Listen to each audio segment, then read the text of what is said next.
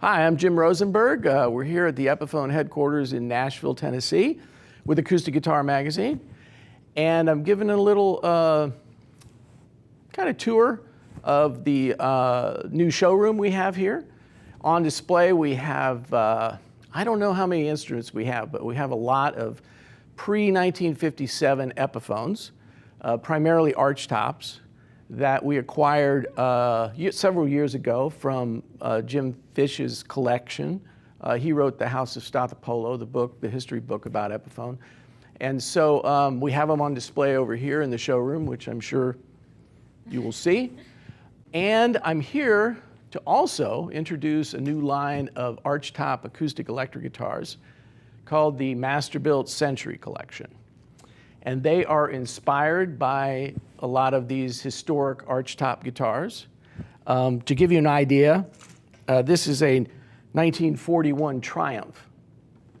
And you notice the pickguard shape, the headstock shape, the machine heads there, the neck materials.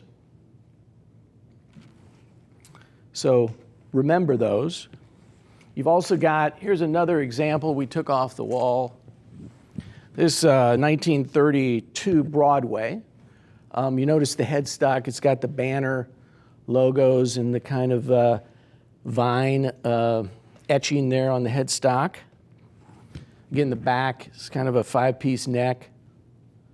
Another thing you'll notice on the Broadway is the inlays. We call these large notch diamonds. So we were very inspired by the collection. And with the way the market is going, a lot of interest in acoustic guitars, and particularly acoustic electric guitars. Back in the day, the archtops, they were primarily made to be just acoustic, made to be loud and played in big bands, loud enough to be overheard, heard over all the other instrumentation. But then they kind of migrated and turned into electric instruments with the invention of the magnetic pickup. But we wanted to keep them acoustic instruments. So we designed the Masterbuilt Century Collection inspired by all these historic archtops, but we kept them acoustic. There's no magnetic pickups in them, but there are the NanoFlex HD pickup integrated into the ebony bridge, and we have electronics there, preamp inside with a simple 9-volt battery, 1/4-inch output, and every one has a volume and tone control in the sound hole. So you have complete control over the sound. And they sound great,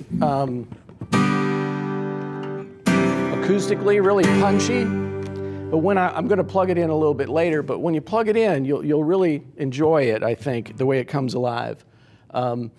So as I was saying, inspired by these originals from the 30s and 40s. You can see the notched diamond inlay.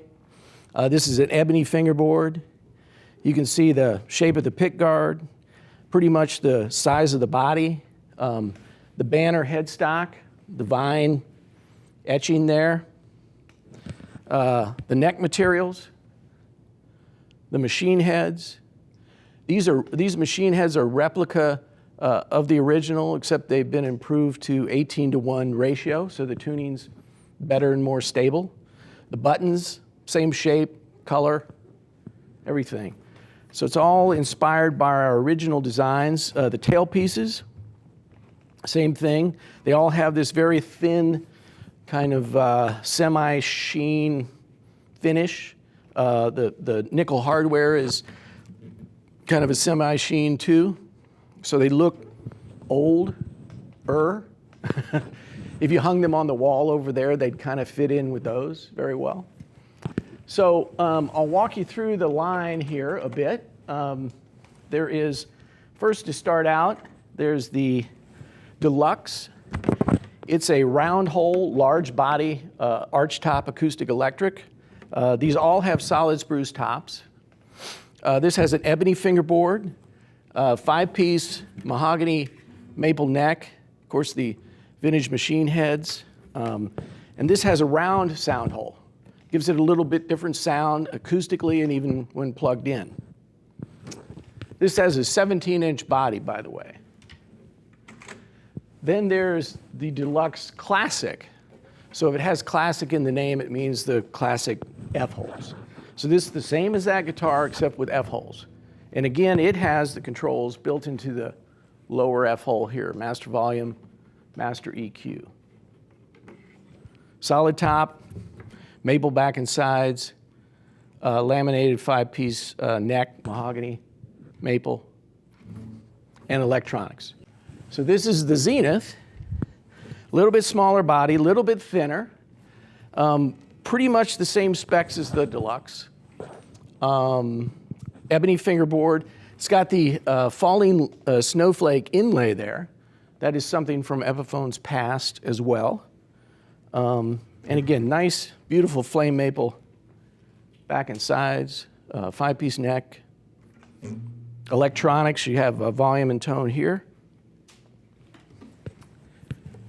And then you got the Zenith, if I can find it here we go. The Zenith Classic, and that's of course with the F-holes and same specs as the regular Zenith. Solid spruce top, ebony fingerboard, falling leaf inlay, maple back and sides. And then finally, you have the small body Olympic. And this only comes in F-hole. So this is 14.5 inches. Mahogany back and sides, mahogany neck. It's not the laminated maple mahogany neck. Great little guitar, rosewood fingerboard, simple dot inlay. Come in, kind of a couple of colors. You've got the vintage sunburst and the vintage natural in the Deluxe and Zenith. And then for the Olympic, you've got violin burst here, and then you've got this nice honey burst here.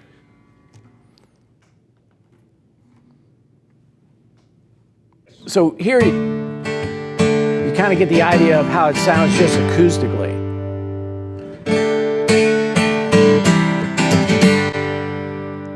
But then when you plug it in, I'm going to turn up the volume here, you get just this really full sounding acoustic guitar tone to it. You can hear how rich the bass is, and I can back off on the treble a bit or raise up the treble.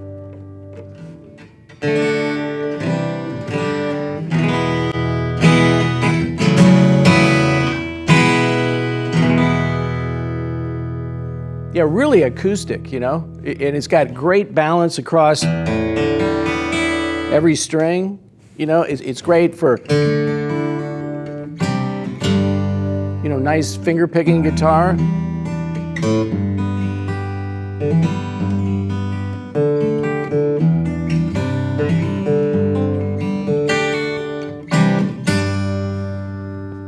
Yeah, so every one sounds a little bit different, because of the size of the body, the shape of the sound hole. It's just they're fun to play. It's got a really nice neck on it, I think. It's not what you would say a really thin neck, but it just feels really comfortable. Really comfortable. No fatigue playing it. Easy to do bar chords.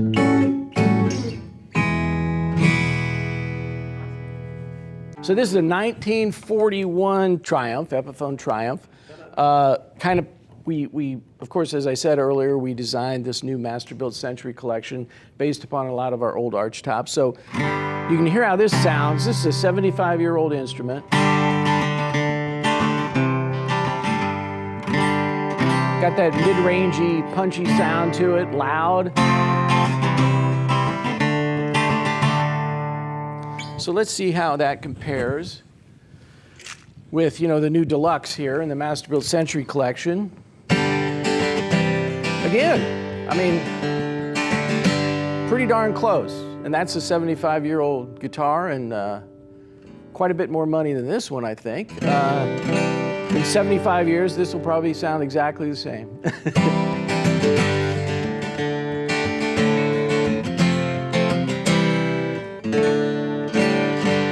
This has the same bracing pattern as that guitar. Longitudinal bracing down the top here.